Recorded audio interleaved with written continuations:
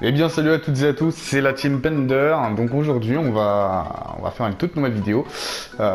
Déjà par rapport, donc on va faire un top des aéroports les plus dangereux du monde.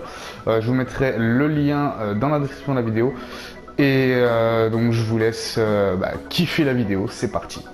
On démarre en première position avec l'aéroport Tenzing Hilari Lukla au Népal. Souvent considéré comme l'aéroport le plus dangereux au monde, c'est aussi celui de la ville d'où partent la plupart des aventuriers qui veulent grimper l'Everest. Ça donne envie, non? En seconde position, on a l'aéroport Princess Juliana Saint-Martin aux Antilles néerlandaises. Alors, célèbre pour sa piste très courte, pas trop intérêt à ce qu'un gros avion vienne se poser là-dessus, ça risque de faire très mal. Et surtout juste au bord de l'eau avec une approche très basse, donc de 10 à 20 mètres au-dessus des plages, de quoi ouvrir le hublot pour voir si l'eau est bonne, voire même se faire valser en beauté, quoi. Avec le souffle des réacteurs bien entendu. Alors si vous voulez voir cette vidéo d'approche de l'avion, elle est disponible sur YouTube, elle s'appelle Amazing Landings and Takeoffs. En troisième position, on a donc mon aéroport favori, du fait que j'habite pas très loin, l'aéroport de Courchevel en France. Je rappelle que Courchevel est une station de ski très réputée et très chère surtout. Il y a beaucoup de millionnaires et tout qui vont là-bas. Donc l'aéroport de Courchevel au milieu des montagnes des Alpes est une seule piste avec une pente de 18,5% réservée aux pilotes expérimentés. Je crois que c'est mieux, hein, parce que bon, un pilote novice, c'est pas trop fort. Puis vous pouvez voir également sur la photo en arrière de l'avion, il y a quand même une sacrée pente, donc vaut mieux que ce soit dégagé et dégivré par les soins de l'équipe technique.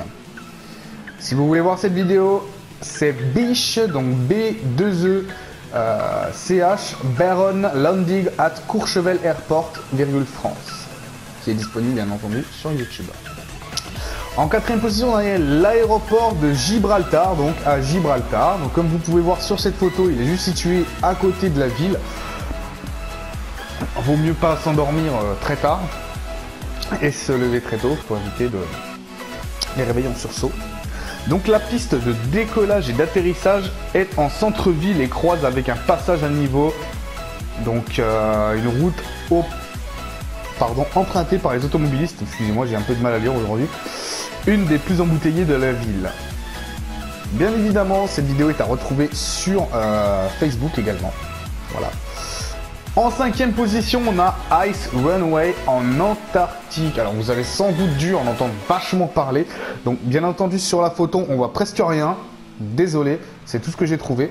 Alors signifie littéralement donc piste de glace, car elle est construite sur la banquise.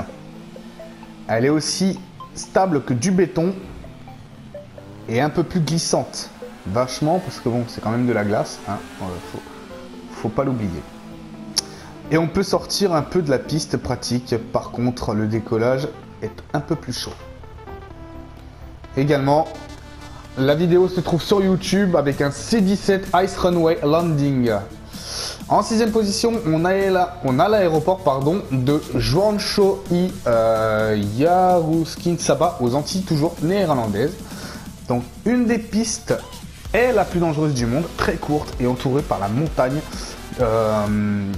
d'une part et des falaises. D'autre part, on va voir qui a eu mention très bien au brevet de pilote. Donc en gros, si tu te plantes, tu as 5 chances sur 5 de crever ou de planter tout le monde, tout simplement. La vidéo YouTube Short Test One Way in the World, avec un point d'interrogation, bien entendu. En septième position, on a l'aéroport de Funchal aux îles Madère, au Portugal. Alors, on laisse à penser que la piste est posée sur un pont, d'après la photo. Et c'est confirmé, bien entendu, alors que la piste a été agrandie en septembre 2000 sur la mer avec un pont de 180 piliers de béton. C'est pas rien.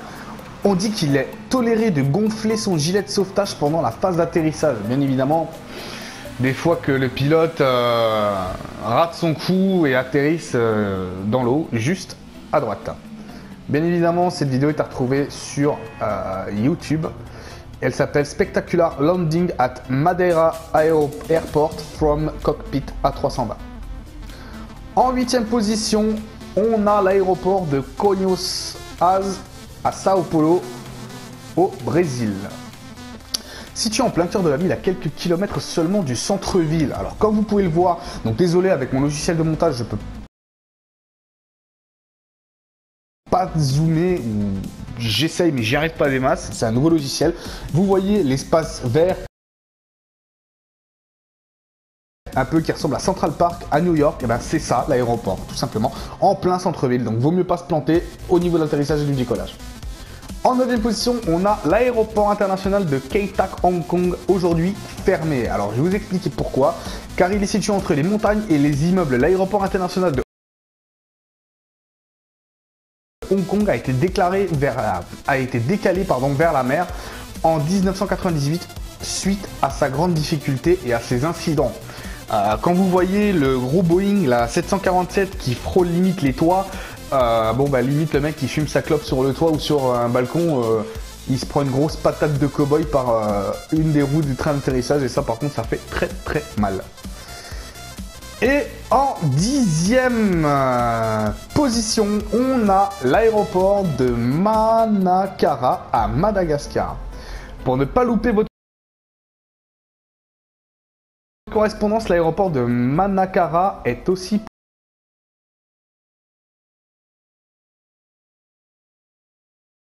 pourvu d'une gare. Je trouve que c'est assez pas mal. Allez, rien que pour vous, on continue avec le petit dernier, un petit bonus. L'aéroport est très très beau de la photo, franchement je vous laisserai découvrir ça. L'aéroport de Kansai Osaka au Japon. Construit sur une île artificielle en 94, 7 ans de travaux, c'est pas rien, 7 ans de travaux quand même. Alors qu'il a résisté à de nombreux tremblements de terre, certains analystes du réchauffement climatique lui donnent pas plus de 50 ans d'espérance de vie. Explique-moi un petit peu la raison pour laquelle ils ont construit ça là, sachant qu'il n'y aura même pas 50 ans à vivre. Enfin bref. Donc voilà, alors pour cette petite vidéo, j'espère sincèrement qu'elle vous aura plu. Il y aura beaucoup plus de vidéos à l'avenir sur d'autres thèmes, je vous rassure, des thèmes beaucoup plus marrants, beaucoup plus drôles. Et moi je vous dis les gars, à tout à l'heure. Ciao ciao.